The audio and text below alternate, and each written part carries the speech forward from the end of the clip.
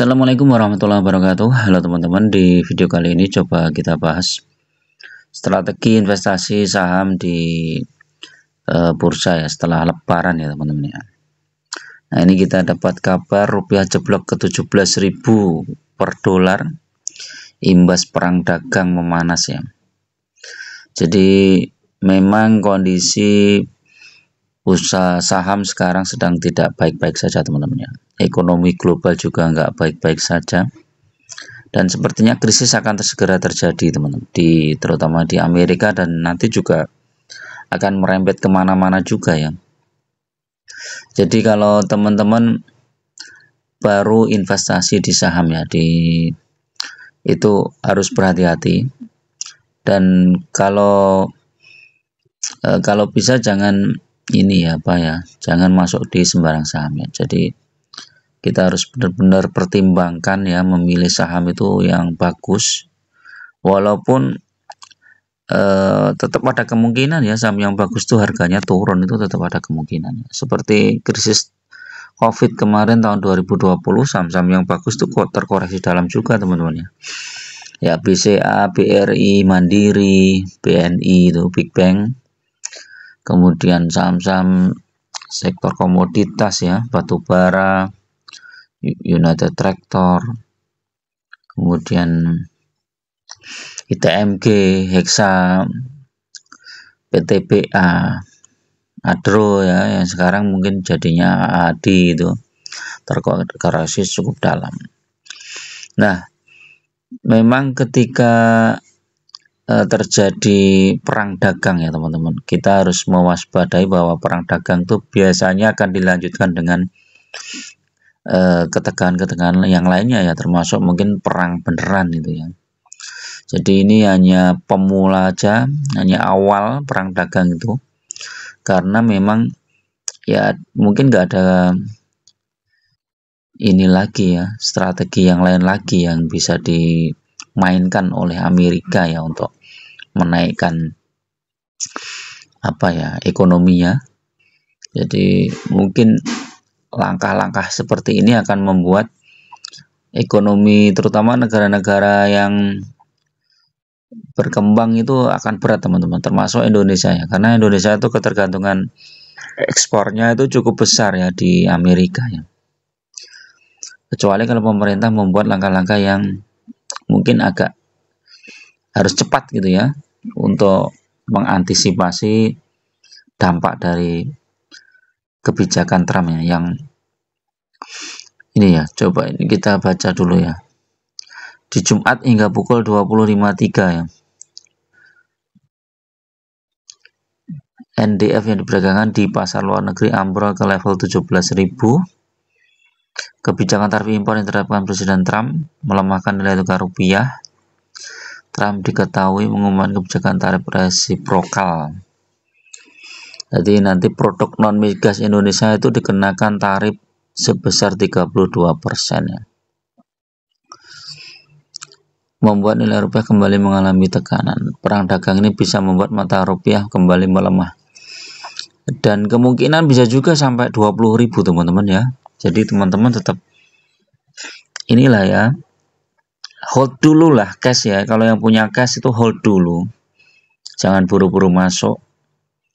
Ya siapa tahu nanti kita bisa dapat harga di harga bawah ya, karena memang kondisinya nggak bagus ya. Ini investor asing itu males ya investasi di bursa kita, karena kalau rupiah itu melemah terus, misalnya mereka untung 20% tapi rupiahnya melemahnya sampai 30%, kan rugi mereka. Lebih baik mereka cabut itu kan.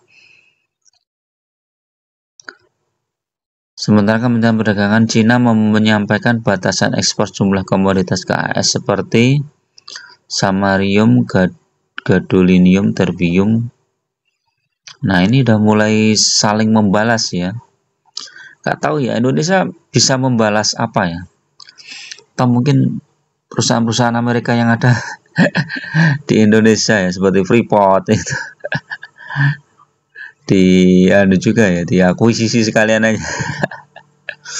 Jadi makin parah ini ya. Donald Trump ini agak ekstrim memang. Jadi kita nggak tahu ya sebagai ini apa ya, investor pun banyak yang rugi juga teman-teman ya kalau kita lihat akibat kebijakan Donald Trump itu ya. Nah, ini berita di bursa Amerika pun juga merosot anjlok teman-teman ya, parah nih. Nih, bursa saham mirip saat Covid, Dow Jones turun 1.670 poin ya. Bursa saham dunia berguguran, bursa Wall Street jeblok, ambruk setelah Presiden Amerika mengumumkan kebijakan baru tarif ke 180 negara. Nah, ini di Amerika sendiri aja ada investor nggak yakin ya, apalagi di luar ya. Dan kita memang masih tergantung pada banyak hal ya di Amerika ya, termasuk investor asing yang masuk itu juga banyak kan sangat terpengaruh oleh bursa Amerika. Kalau bursa Amerika merah ya, kemungkinan bursa kita juga tambah merah. Ini penurunan di seluruh ekuitas terjadi di hampir semua saham ya. Kinerja S&P 500 kemarin juga menjadi level terendah. Nah, ini ya, itu turun 3,9%, S&P itu 5,9, Nasdaq 4,8. Bursa Wall Street jeblok sejalan dengan ambruknya saham perusahaan multinasional, naik Apple jatuh. Tarif dasar sebesar 10% untuk semua negara mulai 5 April. Dan ini mungkin ya tetap akan mendapat balasan teman-teman. Jadi ibaratnya ya ketika ya seperti sepak bola lah, saling menyerang. Nah, itu nggak bagus juga itu untuk ini ya. Bursa saham yang ambruk membuat investor balik ke obligasi untuk mencari keamanan. Imbal hasil obligasi Treasury 10 tahun. Resesi kini kemungkinan besar. Nah, inilah teman-teman. Jadi JP Morgan itu mengatakan bahwa resesi itu kemungkinan besar akan terjadi jika tarif baru ini bertahan dan tidak dinegosiasikan lebih rendah. Tak hanya Amerika, bursa dunia, Eropa juga inilah jatuh juga ya. Nah, untungnya kita masih belum buka teman-teman, ya kan? Kalau kita buka, wih, nggak tahu ya ini ya. Coba kita cek harga batu bara, udah turun juga ke tarif Trump guncang pasar investor yen, emas dan obligasi. Nah, ini yang mungkin kita perlu juga diversifikasi aset teman-teman. Kenapa investor serbu yen? Karena mungkin menganggap bahwa ekonomi Jepang itu lebih tahan banting ya dibandingkan dengan mungkin termasuk dolar juga teman-teman ya. Karena dengan adanya BRICS juga membuat dolar agak tertekan juga teman-teman. Dan kemungkinan perang juga masih akan lanjut terus itu ya, seperti di Gaza, kemudian di Timur Tengah itu ya, di Ukraina juga masih belum ada tanda-tanda berakhir juga. Jadi serba tidak menentu ya.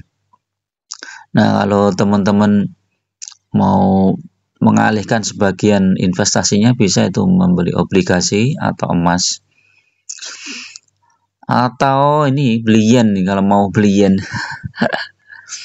Nah, ini kenapa beli yen? Ya kemungkinan Jepang itu termasuk salah satu ekonomi Asia yang stabil teman-teman ya. Bloomberg, Jepang menguat lebih dari 1% pagi ini terhadap dolar. Kurs 1 dolar saat ini nilai setara dengan 147,75 yen. Bank Investasi Global mengarahkan yen sebagai safe haven menyusul peningkatan kekhawatiran akan pertumbuhan ekonomi global akibat perang tarif termasuk dampak terhadap perekonomian Amerika. Yen menawarkan lindung nilai mata uang terbaik bagi investor jika kemungkinan resesi di AS meningkat.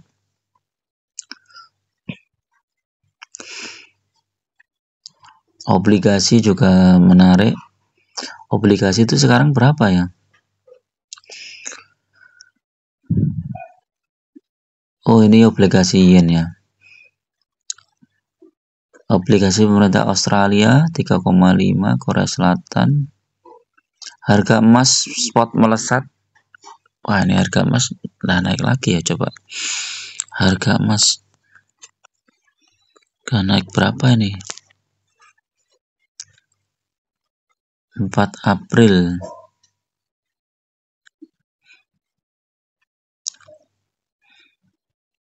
Harga emas Jumat 24 Antam menunjukkan harga naik turun. Turun 17.000 ya. Ini lumayan nih pas turun, teman-teman. Kalau mau masuk ke emas ya. Ya, ini ya udah 1.800.000 ya, hampir di atas 1.800.000 teman-teman ya. Di awal kemarin tuh baru berapa ini ya. Grafik harga emas coba awal tahun berapa nih?